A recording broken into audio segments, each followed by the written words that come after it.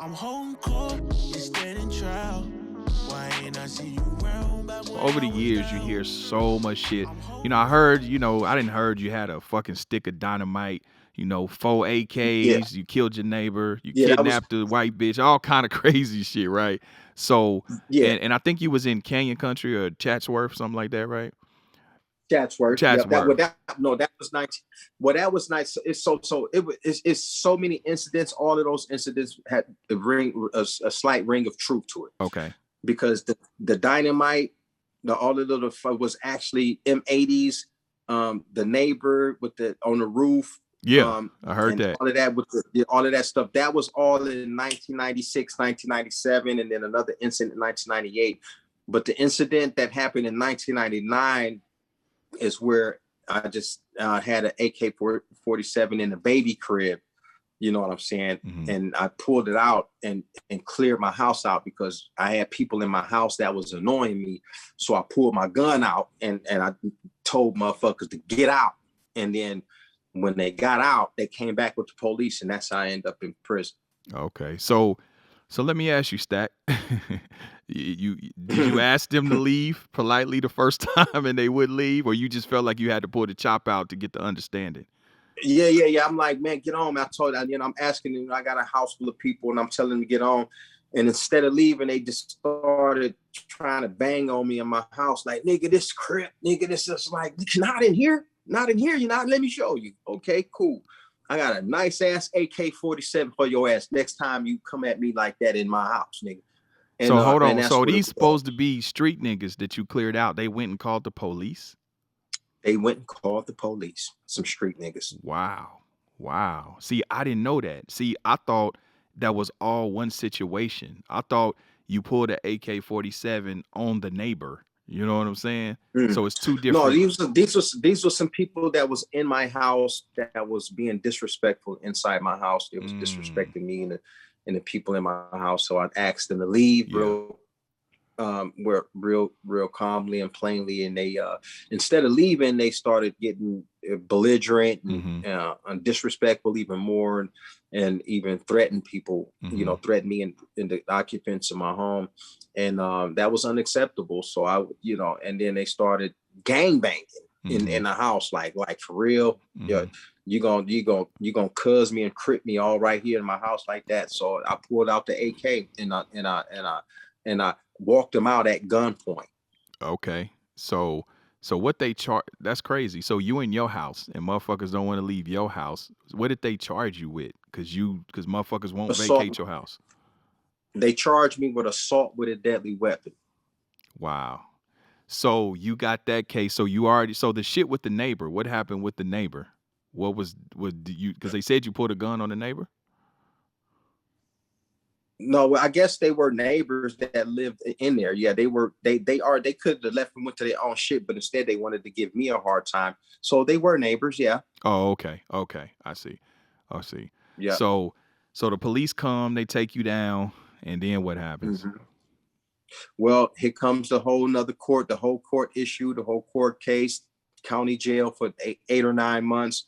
But I didn't get out on bail on that. They denied me bail, and basically it was one of those situations where I ended up back in the same courthouse with the same judge that gave me a break the first time, and the second time, and I'm back into the third time, and they was like, enough is enough. You're a threat to the streets. You're a threat to society. We got to take you off the streets for a while. And here comes the 10 years. Damn. So when you standing in the courtroom and they hit you with that, I don't know, what was it, 120 months, 100 months, something like that? Yeah. They hit you with that. What was, you know what I'm saying? Because prior to that, you had never really served a long stretch. When they hit you with that, what was the feeling? Like, what did you think? Was you like, fuck, I fucked up? Or it wasn't nothing you can do at it. It was like, yo, it was that whole wave of remorse, but it was like, whatever. And you had to brush it off like that. It was like, okay, I'm finna have to deal with this. I took it on the chin, took it like a man. And that was that. I was feeling remorseful, but it wasn't too much you can do with it. I was already, sharpening up my kisus and sharpening up my knives and doing my push-ups and all that stuff, because I already knew it was coming. Yeah. So And I was already ready. You for did it. your time out here in the state in California. Mm-hmm. What facility was you at? Oh wow, I was at Delano, the Holdin facility, Kern County, with the what the fuck, the one Arn was somewhere down in Blythe. I forgot the name of it. Arn, and it's not Arnwood. It was the other one, Chuckawalla.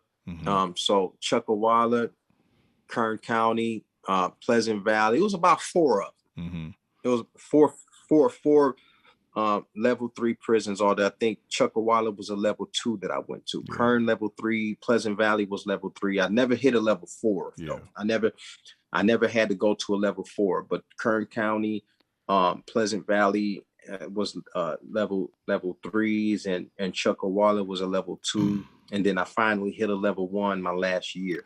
Did they have you in Gen Pop or in sensitive needs because of your celebrity?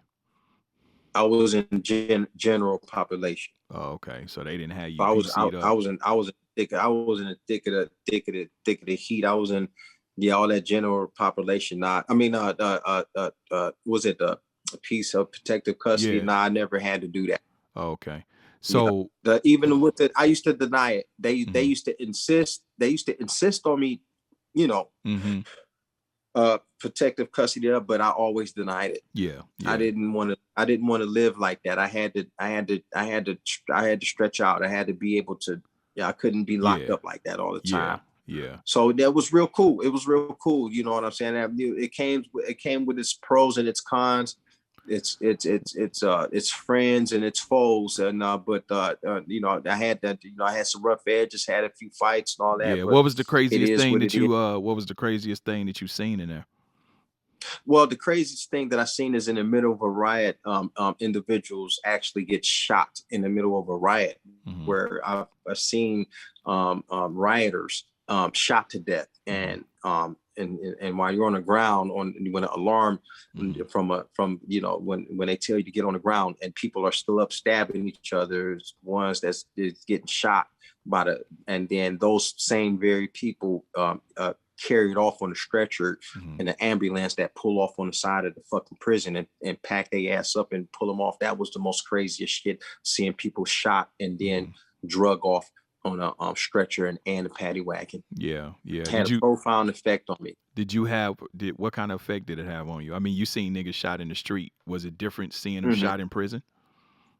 Yeah, because the dude shot in prison was okay, armed with a knife trying to hurt somebody else. So I guess it's the same thing. Just somebody trying to kill somebody else, and then I'm like, and I used to think that it was crazy and something was wrong with it, but you got the police telling people to drop knives, and they're not dropping their knives, and they're going ham. And hey, did you and you got this slaughtering people, and then those were the people that was getting shot. Yeah, and I had no problem with it because I could have been a dude getting stabbed up. Yeah.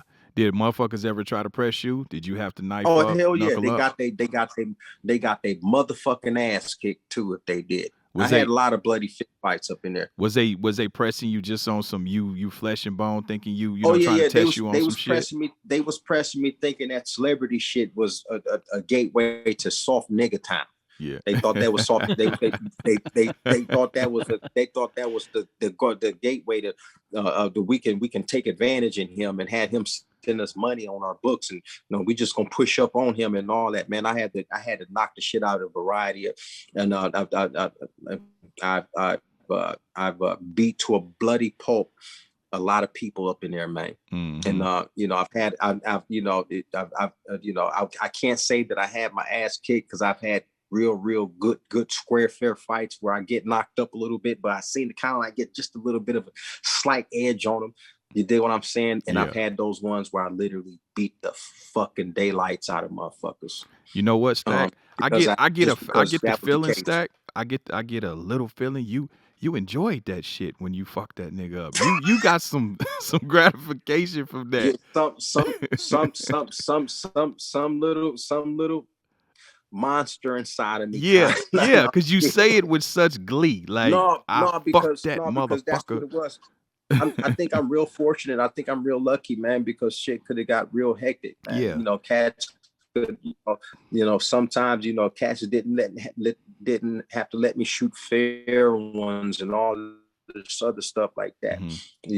Some of the times I did get into it with the police. They either let you break it up, or they'll let you stump the shit out of a motherfucker because that motherfucker's a troublemaker. Yeah, you violated. It's one of those type of things, but I'm sure if motherfuckers wanted to smash me, they probably could, but that wasn't the case. Most of my altercations were one-on-ones. Did you was any knife play? Was any knife play? Well, I had to no, not well, fortunately, no, I never had to use my sticker, my poker. I never had to use my makeshift shank. Did you make one? Did you learn how to make the little shit? The little knife? Well, they were all given to me. I didn't have the patience to sit there for days and sharpen that type of shit. You're talking about making a knife out of a plastic or jimmy in your pen, or something like that. Or a lot of those dudes get those utensils out of the kitchen. Yeah. But it takes you can make a knife, out of a bunch of plastic forks or plastic spoons. Even, you dig what I'm saying? Or you can use a pencil, or you can use a pen. There's a way to use a pen as a shank. So there was a lot of ways, but I never had the patience to do it. I had them always given to me. Yeah. Did you have to buy them, or they just put you down with them? No, the first thing, I received a little package from some guys and everything, and that shit was already my bag of noodles and zooms and whams. I'm like, what the fuck? I thought it was something to write with, but it was actually a fucking knife in there. And it was like, when you come out to the yard, make sure you had that tucked away. I was like real stunned and like wondering what was going on, because I was locked up for having weapons. Now I was told, don't come out of the cell unless you read, because this shit, because I pulled up in the prison right when they were coming off of a lockdown. So it was like, we might have some funk when we get off lockdown. And I'm like, what the fuck is this, man? Like, for real? Okay, cool. All right. But it was a little bit shocker though.